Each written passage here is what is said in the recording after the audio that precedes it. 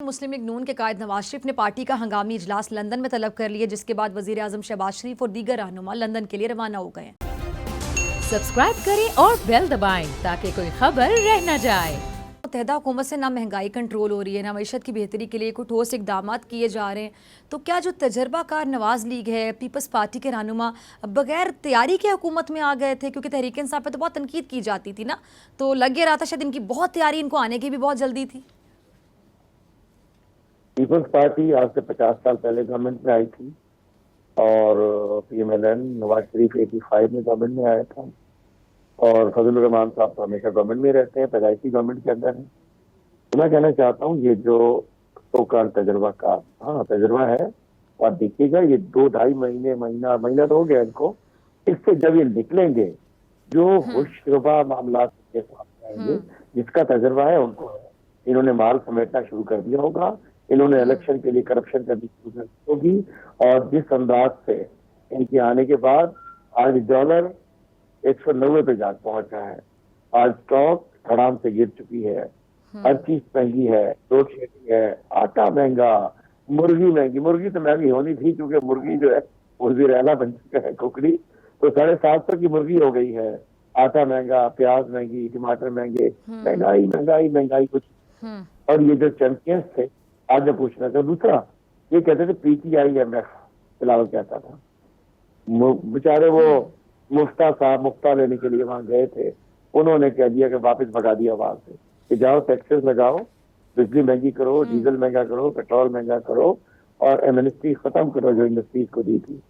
Saudi अरब गए थे 8 अरब dollar लेने के लिए, उन्होंने अपने 3 अरब डॉलर वापस मांग लिए। UAE गए थे, 1.5 घंटे बाद वापस आना पड़ा। और सुना है कि चाइना भी कुछ इसी किस्म का इनसे रवैया रखने में जा रहा है। तो आज इनकी जो गवर्नेंस थी, जो कि क्रिमिनल गवर्नेंस थी, तबाह हो चुकी है, गवर्नमेंट नाकाम हो चुकी है। कहते हैं ना कि 1 महीने के अंदर ही उनकी कांपे टांग के पूरा हो चुका है का मामला और वो लड़ रहे हैं। इन्होंने लूटने के लिए बनाया था, लेकिन लूटने के भी इनको टाइम नहीं मिलेगा। और आज जो जेलम में देखा, पूरी कौम ने देखा, शहीदों की सरजमीन पे देखा, राजियों की सरजमीन पे देखा, इस्लामाबाद से घंटे सवा घंटे के फासले पे देखा, इनको अंदाजा हो जाना चाहिए ये जो गुलामी से आजादी का मार्च जो है, जो हकीकी आजादी का मार्च होने जा रहा है, जो हमारा कप्तान बुलाने जा रहा है। और मैं कहना चाहता हूँ वो अवाम सब बाहर निकलेगी जिन्होंने इस 1 महीने में इनको देख लिया कि उन्होंने महंगाई से चीखें निकल गई। और आज 15% अच्छा हलीम साहब, ये इमरान खान साहब की तकरीर पर रद्द-ए-अमल देते हुए कल जरदारी साहब ने कहा था, अब आके 15% हो गया, जिसकी वजह से महंगाई ऊपर जा चुकी है। आज महंगाई हो रही है, अच्छा हलीम साहब, लोड शेडिंग है, कोई पूछने वाला नहीं है, कोई दोस्त इज्जत देने को तैयार नहीं है। जहाँ जाते हैं चोर डाकू गद्दार के नारे लगते हैं। अब जाएगा, चले लंदन पहुंचेगा, देखिएगा क्या होता है। शेख साहब देखिएगा कल इस्तकबाल के लिए हमारे ओवरसीज इनको वेलकम करने के लिए मौजूद है वहाँ, करेंगे। अरे शेख साहब, वक्त की कमी है, मैं कुछ और भी पूछना चाह रही हूँ। आप ये इमरान खान साहब की तकारीर पर रद्द-ए-अमल देते हुए जरदारी साहब ये कह रहे थे कि जी तहरीक इंसाफ के जो चेयरमैन इमरान खान साहब हैं, फौज को तकसीम और आइन को पामाल करने पे तुले हुए हैं। उन्होंने ये भी कहा है कि इमरान खान एहतसाब से बचने की कोशिश कर रहे हैं, क्या कहेंगे इस पे? कहूँगा सदके थी वहाँ जरदारी में तेरे एक वो शख्स जो ईंट से ईंट बजाने की बात करता रहा, तो ये कहता रहा कि 3 साल के लिए आते हो, हम तो सारी जिंदगी होते हैं। ये भी कुछ दिन बगले बजाने जरदारी साहब हों।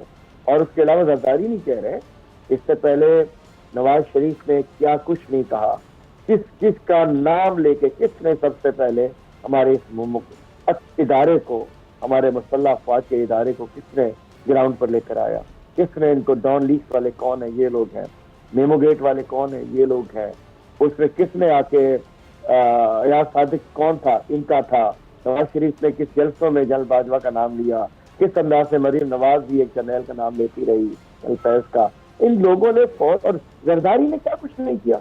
और किसको कह रहे हैं? इमरान खान, जिसका जीना मरना पाकिस्तान के लिए, जिसकी जिंदगी पाकिस्तान के लिए, जिसका सब कुछ पाकिस्तान के लिए, ये उसको बोलो एहतसाब?